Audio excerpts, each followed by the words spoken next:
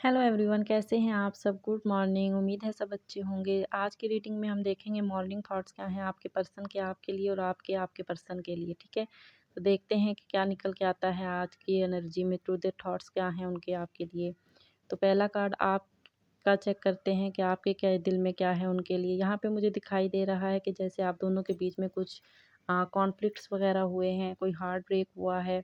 But आप चाहते हैं कि आप उनके साथ अच्छे से रहें, फैमिली देखते हैं आप उनके साथ रिलेशनशिप में आना चाहते हैं, मैरिज देखते हैं, स्ट्रेंथ गेन कर रहे हैं कि आप दोनों अगेन से जो है वो रिकनेक्ट हो जाएं, अगेन से बात हो जाए आप दोनों की।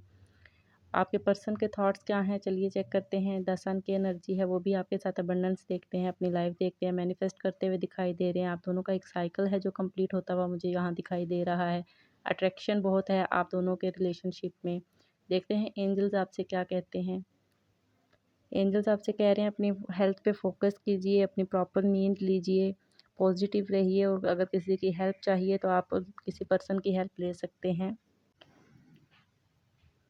एंजल्स आपसे कह रहे हैं कि आपको पॉजिटिव रहने की ज़रूरत है। पॉजिटिव रहेंगे तो आपको अबंडेंस मिलेगी, सक्सेस मिलेगी।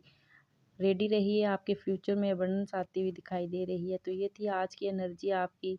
उम्मीद है कि आपको अच्छी लगी होगी। काइंडली लाइक कमेंट कर दीजिए और अपनी राय का इजहार ज़रूर